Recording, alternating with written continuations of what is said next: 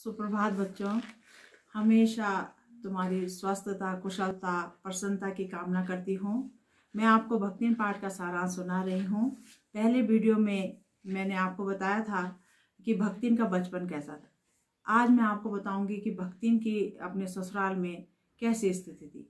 भक्तिन के सास के 3 बेटे थे, यानी ये भक्तिन की 2 जेठानियाँ थी। भक्तिन की 3 लड़कियाँ थी और उसकी जेठानियों के लड़के थे। इसलिए उसके सास और उसकी जेठानी हमेशा भक्तिन को ताने देती रहती थी और उसे खोटे सिक्कों की टकसाल कहती थी, क्योंकि भक्तिन की बेटियां ही बेटियां थी, इसलिए खोटे सिक्कों की टकसाल कहते थे। भक्तिन की बेटियां भी दिन भर काम करती थी, गोबर उठाती थी, कंडे थापती थी, परंतु उसकी जेठानियों के बेटे दिन भर घूमते रहते थे। और जब खाने की बारी आती थी तो भक्तिन की जेठानी के बेटों को अच्छा खाना मिलता था और भक्तिन की बेटियों को ज्वार बाजरे की ऐसी रोटी मिलती थी।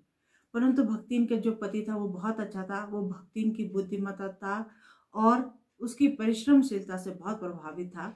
और भक्तिन भी इस बात से बहुत सुकून था भक्तिन को भी कि भक्तिन की जेठानियां अपने पति से बात बात पर पीटी जाती थी, परंतु भक्तिन के पति ने कभी उसके साथ लड़ाई झगड़ा नहीं किया। अपने पति के प्यार के कारण ही, अपने पति के प्रेम के कारण ही उसने परिवार से अलगोजा कर दिया। अलगोजा का मतलब होता है बंटवारा कर दिया।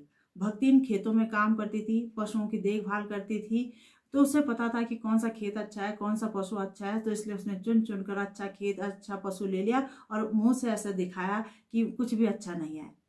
भक्तिन बुद्धिमान थी और परिश्रमी होने के साथ साथ चालाक भी थी और उसने अच्छी अच्छी चीजें ले ली और अलग हो गई।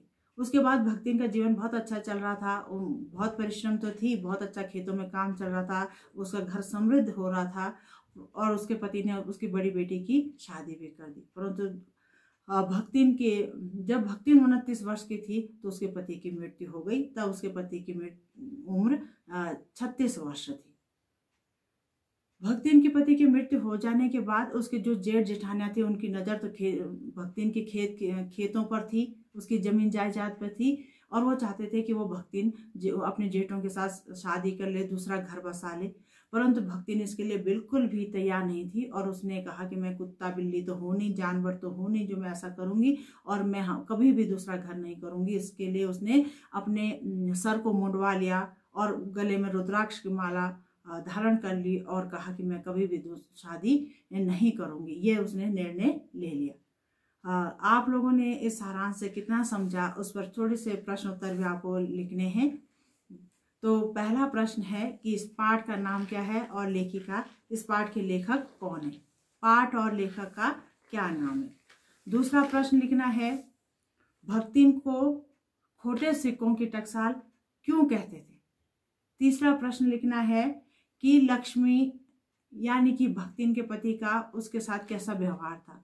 और चौथा प्रश्न लिखना है कि पति के मृत्यु के बाद भक्तिन ने क्या निर्णय लिया।